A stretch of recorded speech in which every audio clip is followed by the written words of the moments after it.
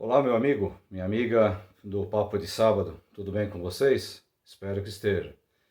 Hoje nós vamos falar sobre uma questão muito interessante, que o pessoal brinca, né, que é a última que morre. A última que morre é a esperança. E a expressão esperança, ela tem muito a ver com uma expressão fé, com a palavrinha fé, na questão bíblica, né? A fé no que diz respeito, no que tange o homem. Porque a fé divina ela é diferente. A fé de Deus, a fé que vem de Deus, ela é diferente daquela fé que brota e que o homem desenvolve. Mas ela tem muito a ver, a esperança, com essa fé que a Bíblia fala no que diz respeito ao homem. Quando o apóstolo São Paulo, ou alguns, eu acredito, né, mas outros acreditam que seja um outro autor, mas quando o autor aos Hebreus ele escreve que a fé é o firme fundamento das coisas que se esperam, das coisas que não se veem, você não apalpa, né? Então, nós não tocamos, mas nós esperamos. Então, essa é a fé que talvez ela venha assim do coração do homem. Então, eu faço um paralelo com essa questão da esperança. Esperança talvez seja isso, então. Não vejo, não toco, não posso pegar, levar, né?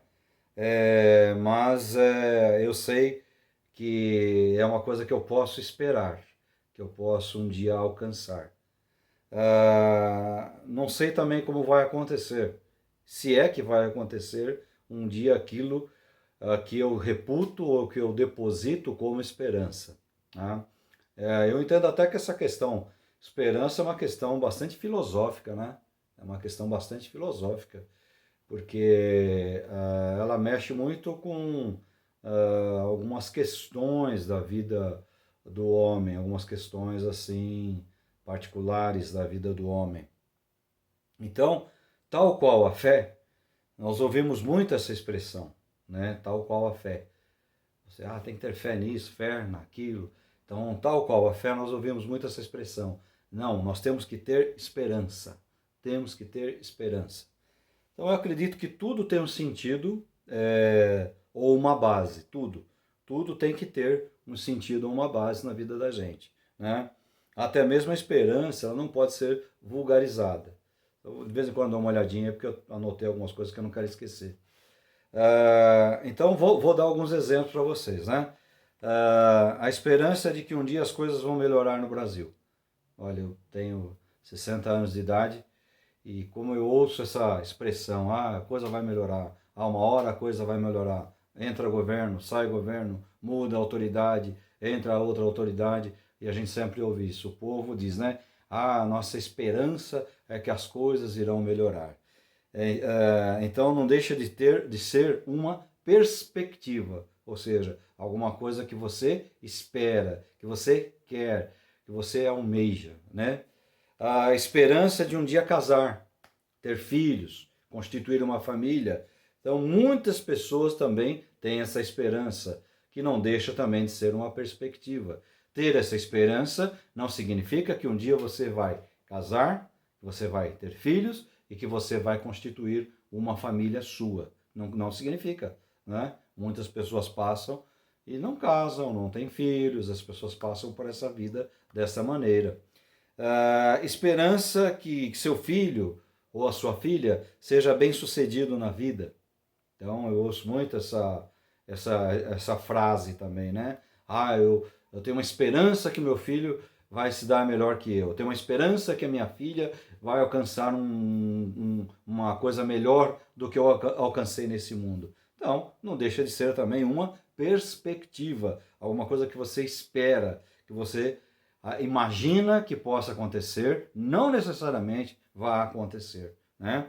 Esperança de uma cura física, isso a gente ouve muito também. Eu tenho esperança que eu vou ficar bom. Eu tenho esperança que eu vou ficar curado disso, que eu vou ficar curado daquilo. Então também é uma perspectiva, uma coisa que você espera e não necessariamente vai alcançar. Por isso é esperança, né? Não é certeza, é a esperança.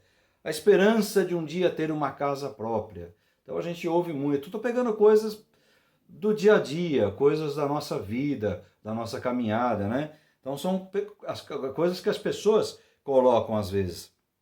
Então, enfim, algumas você sabe que serão apenas esperanças, né? Para o resto da sua vida, uma esperança. Por exemplo, um trabalhador tal, fala, tem uma esperança que um dia eu vou ficar rico. Mas é uma esperança. Ele sabe que nunca vai ficar rico. Ele sabe que nunca vai ter uma condição tal qual outras pessoas que nasceram num berço tal. Então, quando joga às vezes na loteria, ele tem a esperança de ganhar para alcançar isso que ele quer na vida dele, que é ter a riqueza financeira, né?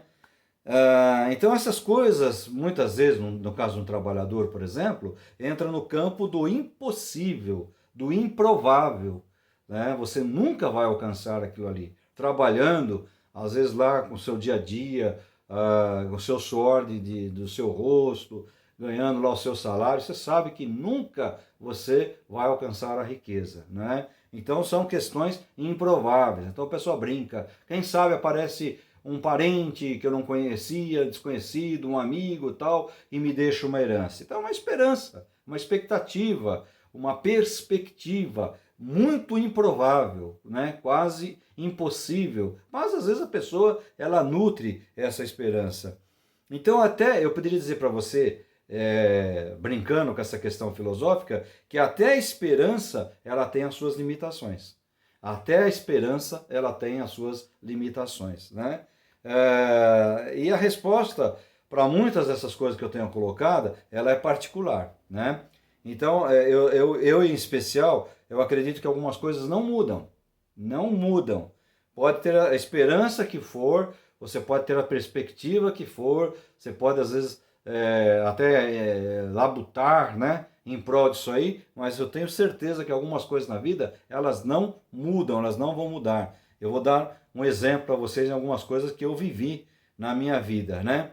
Um drogado que se recupera, um dependente químico que se recupera. Então, olha, é uma esperança da família aquele drogado se recuperar, né? Uma esperança para os amigos. Enfim, pode um drogado se recuperar? Pode um dependente químico se recuperar? É lógico que pode. Mas a resposta é 99% dos casos, ou seja, quase 100%, né? Quase que na totalidade, ele necessita de uma internação, ele necessita de um acompanhamento, ele necessita de libertação e ele necessita de tratamento o restante da vida dele, tá? Existe a esperança de que ele se recupere por ele mesmo? Existe. Eu conheço até alguns casos assim, raríssimos, né? Casos raros. Até eu ouço muito isso de religioso. As pessoas religiosas dizem, não, a fé vai transformar tal. É óbvio, se nós não acreditarmos que a fé pode mudar, então nós estamos perdidos, né? Porque é aí que a gente não tem mais nem como caminhar mais nessa vida. Mas a esperança, ela entra nesse caso aí dos milagres que eu falei, né? Dos improváveis. Então a pessoa ela precisa de internação, ela precisa de tratamento, ela precisa de um acompanhamento o resto da vida dela. A religião, a fé ajuda e muito, tá? Mas não é uma mágica, um milagre que vai acontecer. Repito, podem acontecer casos? Podem, e eu conheço, tá? Mas são casos raríssimos de acontecer. Então, ao invés de você depositar sua esperança nisso, aí você tem que trabalhar, na medida do possível, encaminhar a pessoa, acompanhar a pessoa, estar ao lado da pessoa, não abandonar a pessoa e insistir para que a pessoa faça o tratamento completo. E a religião, a fé, ela vem e ajuda bastante sim nessa recuperação, né? Mas assim, por ela mesmo, entra no campo dos milagres, dos improváveis, não que não possa ocorrer, tá? Então, internamento, aliás, desculpa, olha, internamento não, internação, acompanhamento, de perto nessa criatura, se você puder fazer, você faça, que você vai ajudar. Então alguém pode falar, então não há esperança, né? Então não há esperança. Sim, para muitos sempre haverá uma esperança. Mesmo com tratamento, mesmo na recuperação, mesmo no acompanhamento, mesmo na internação, você ainda tem que ter a esperança, porque nem todos que passam por todo esse processo alcançam uma recuperação plena e completa. Então eu estou dando aqui um exemplo, né? Uma coisa que ninguém me contou, uma coisa que na minha experiência de vida eu pude acompanhar em muitos casos, em muitas situações. Outros colocam a esperança da religião. A religião é a esperança para eles, né? O Cristo que nós não vemos. Eu não vi Cristo, você viu? Eu sou cristão, eu creio no Cristo, na pessoa do Cristo, na obra do Cristo e na missão do Cristo. Então eu creio no Cristo completo, conforme a Escritura me diz. Eu creio naquilo que está na Escritura. Fora da Escritura, não creio em nada. Mas aí você pode perguntar, mas você nunca viu Cristo? Eu conheço pessoas que disseram que viram Cristo, nunca vi Cristo, nunca vi anjo e não preciso disso. Por quê? Porque a minha esperança ela não está nas coisas que eu posso ver, né? Que os meus ouvidos podem ouvir, mas naquilo que a Escritura ela transmite para nós. Então, a própria fé, a própria religião, para muitos ela é uma esperança de mudança de vida, uma esperança de uma pessoa que você não viu. Nós não vimos o Cristo, eu não vi o Cristo, né? Os apóstolos lá na época viram o Cristo, caminharam com ele, viram os milagres que ele operou. Não é o meu caso, não é o teu caso. Então, para muitos, a esperança de um dia contemplarmos esse Cristo face a face, como eu estou passando para você, você está me vendo aí, então face a face, essa esperança para muitos é uma loucura, é uma perda de tempo, para outros é uma esperança, e para outros é uma esperança que se torna uma realidade tão grande que ela se transforma em certeza, né? Que é o foco da religião. A religião ela não tem o mérito de te trazer esperança. Porque muitas coisas na vida que eu estou citando aqui trazem esperança. Então a religião ela tem o mérito de te trazer certeza. Se você não tem a certeza, você tem que rever a sua religião, né? Então, nós que seguimos a Escritura, a nossa esperança ela se traduz em realidade, em certeza. Mas isso é particular. Eu tenho essa certeza, o outro que crê tem essa certeza, o outro que crê tem essa certeza e assim por diante. É triste, mas algumas esperanças elas já nascem mortas. São esperanças natimortas, ou seja, não chegam nem a nascer. Se nós considerarmos o nascimento, ou seja, aquele parto daquela criança que já sai morta, um natimorto, né? Então, algumas esperanças, eu estou usando essa expressão, elas nascem mortas, são natimortas. E essa realidade é dura demais para ser encarada. Falamos semana passada sobre depressão. Então, às vezes a pessoa ela deposita esperança, olha lá, num filho, numa filha. Não, esse filho vai ser o filho que vai me dar tudo. Não, essa filha, né, no marido, não é esse marido, meu maridão, minha esposa, não sei o que lá. Então, na igreja, esse líder. Então, deposita esperança e são esperanças que já nascem mortas. Porque toda a esperança que você tem no homem, no ser humano, a tendência é que ela nasça morta, ela seja nata e morta, né? Ou seja, ela não é uma realidade dura, difícil de ser encarada. E às vezes a pessoa ela vai encarar essa realidade no transcurso da vida e fica pior ainda. Então, o salmista, na Escritura, ele diz, espera em Deus, minha alma, espera em Deus. Então ele está dizendo, diante do espelho, como eu falei na semana passada, diante do espelho ele está dizendo, você aí, espera em Deus, porque em Deus, esperando em Deus, você ainda poderá louvá-lo, você ainda o louvará, você ainda exaltará, glorificará o nome dele. Então, espera em Deus, o salmista declara isso. Então, é um tipo diferente de esperança, tá? Porque ela se transforma a simples esperança se transforma numa realidade, mas muitas já nascem mortas, ou seja, são esperança em coisas que são passageiras da vida, coisas que você vai ter decepções, assunto que nós já tratamos também, porque você está focando na pessoa, no ser humano. Todo ser humano, por mais perfeito que ele seja, ele não é igual a você. Então, uma hora que você o contradiz, uma hora que o seu pensamento é diferente, então você vai desistir de acompanhar, desistir de estar junto. Por isso o casamento é tão difícil, né? Porque o casamento ele vem de duas pessoas, às vezes, muito diferentes e que tem que casar. Tem que uma coisa encaixar na outra, né? Então vem a tolerância, aí vem o amor, as coisas para que a pessoa possa caminhar na vida e porque a maioria hoje em dia vai cada um por um lado e há casamentos, hoje não se casa mais em papel, né? Então há uniões hoje que elas servem enquanto os interesses são comuns. A hora que um interesse de um interesse de outro, principalmente entre pessoas que têm um expoente, né? São artistas, são famosos na mídia e tal. Então, enquanto um completa, um vale para o outro, estão juntos. A hora que não tem mais valor, cada um vai para um lado. Então, isso a gente vê na religião, né?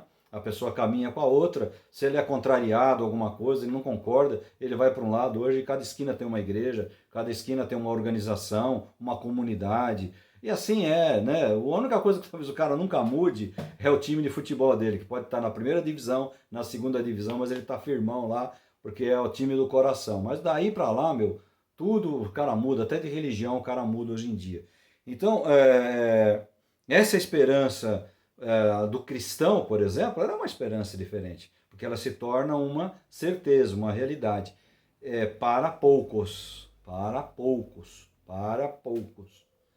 Por isso que algumas passagens bíblicas mal interpretadas, elas traduzem às vezes muita confusão na vida das pessoas, né? Tem uma passagem do Evangelho onde o Cristo diz assim: muitos são chamados. Ou seja, o chamado, quando você chama, você diz: opa, presente, estou aqui, vou. Mas ele diz: esses chamados, poucos são os escolhidos, né? Aquele negócio de joio e trigo, crescem, parecem iguaizinhos e tal, e não somos nós que tentamos tirar. Se a gente tira o joio, que é muito igual ao trigo, a gente arranca juntamente o trigo, que é o que serve, é o que presta. Então, para não tentar tirar o que não presta e arrancar o que presta, a gente fica na nossa, tá? Mas essa questão que eu estou falando, para poucos cristãos também, essa esperança ela se torna uma realidade. Esperança. Certeza que eu não consigo repartir com você. Eu não consigo repartir. Algumas outras coisas que nós falamos aqui, eu consigo repartir com você. Esperança não. A minha é a minha. A tua é a tua. A tua pode durar 10 anos. A minha pode durar a vida inteira. A tua pode durar 100 anos. A minha pode durar um mês, né?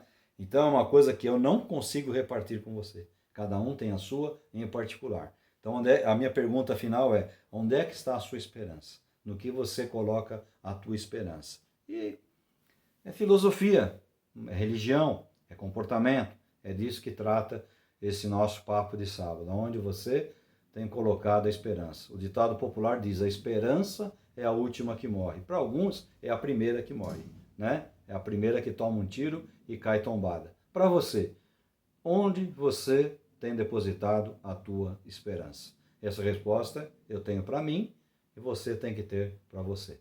Abraço, meu amigo, minha amiga. Obrigado por acompanhar. Não esquece, a gente está ali quase atingindo um alvo aí que quando a gente começou era quase que impossível, né? Mas a gente está chegando perto de 150 inscritos. Se você não é inscrito no canal ainda, clica lá, se inscreve, né? Mesmo que você não consiga acompanhar todas as nossas conversas, o Três Dedos de Prosa e algumas crônicas que eu gosto de colocar também, mas você está inscrito no canal, se você quiser acionar o sininho, cada vez que subir alguma coisa você clica, de repente é um assunto que interessa mais do que outro, a gente sabe disso aí, de repente você não tem muito tempo para ver, então você faz uma opção, assiste um, não assiste o outro, mas se inscreve no canal, você me ajuda, tá? E se você está gostando, você coloca lá o positivo, isso também ajuda bastante. Um abraço, até a próxima, na esperança de que ele nos conceda isso.